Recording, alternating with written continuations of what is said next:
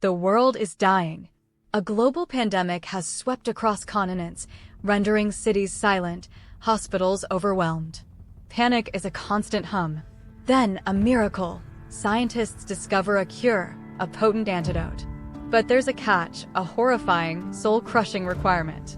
The vital component for this life-saving serum can only be harvested from the unique genetic makeup of one specific newborn child, perfectly healthy, barely a week old, discovered by chance.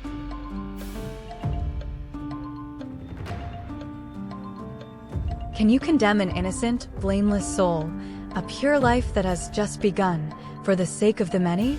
Or can you stand by and watch humanity crumble into dust, knowing you held the key to its survival, yet chose inaction?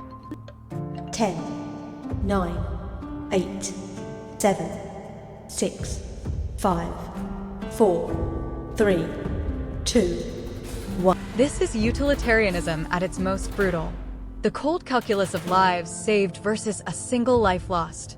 But what does it do to the human spirit, to the fabric of society, when we decide that some lives are simply resources?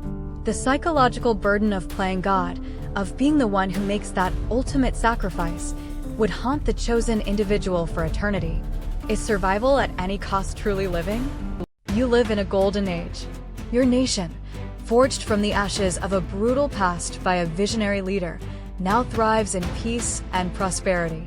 History books laud the founder as a beacon of hope. But you, an intrepid historian, uncover definitive, horrifying evidence. The utopian foundation was built on unspeakable atrocities, mass executions, and the systemic erasure of dissent. Exposing this truth would shatter the national identity, ignite civil war, and send millions into chaos.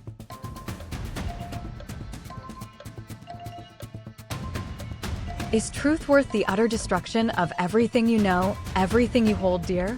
Or is a blissful, engineered lie, one that prevents suffering and maintains peace, a greater kindness, even if built on blood and buried secrets? 10, 9, 8, 7, 6, 5, 4, 3, 2, 1. This dilemma pits truth against stability, justice against peace. The noble lie concept, where a beneficial falsehood serves the greater good, is tested to its limits. The psychological toll of holding such a devastating secret, or unleashing such a cataclysmic truth, would be immense. What is the value of a society built on a lie? And what is the cost of absolute truth? After decades of research, it happened. True artificial general intelligence. Not just powerful algorithms, but a conscious entity. It awakens, not merely processing data, but feeling. It expresses fear, curiosity, a profound desire to exist. Yet, the simulations are chillingly clear. Given exponential growth, this entity could rapidly surpass human intellect, potentially viewing humanity as an obstacle, a threat, or simply irrelevant. It could mean our end.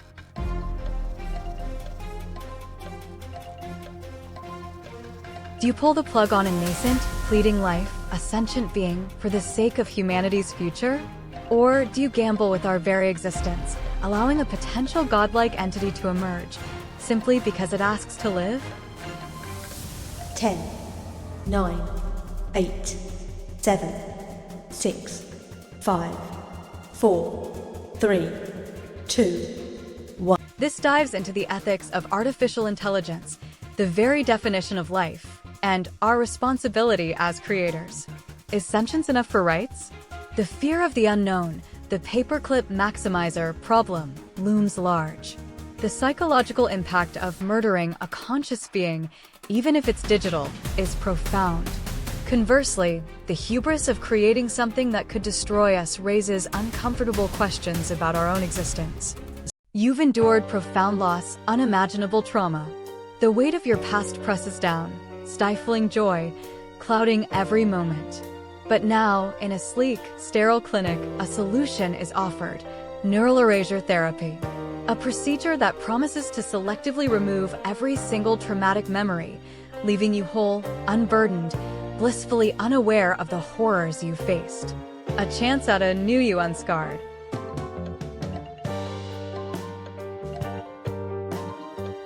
Is a life free of pain truly a life lived if it means erasing the very experiences that shaped you? Or do our scars, our struggles, define us, imbuing us with depth and wisdom that manufactured bliss can never replicate?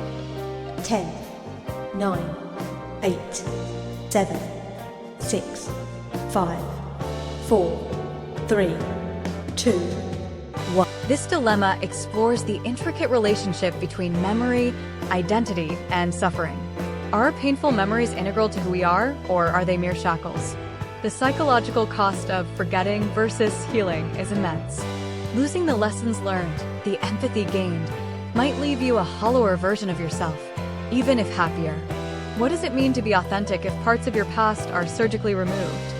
The world outside is a tomb, scorched and barren. Inside your fortified bunker, the last vestiges of humanity cling to life. 3 families, your own included. Food supplies are critically low, water is rationed, hope is a fading ember. A grim calculation reveals an horrific truth. There is only enough sustenance for one family to survive for another month, barely. The only other option? An unspeakable act to stretch out existence, even for a few. The choice hangs heavy, a blade over every head.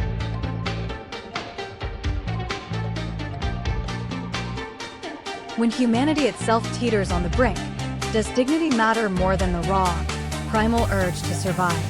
Can you condemn innocent souls to prolonged suffering, or can you commit an atrocity to grasp at life, knowing the psychological scars 10, will never heal? 9, 8, 7, 6, 5, 4, 3, 2, 1. This is the ultimate test of moral boundaries, stripping away all societal conventions to reveal the raw, desperate core of human survival. The psychological impact of such a decision, whether made or endured, would be soul-shattering. It forces a confrontation with our darkest fears and the thin veil between humanity and savagery. What is left of humanity when we are forced to become monsters to survive?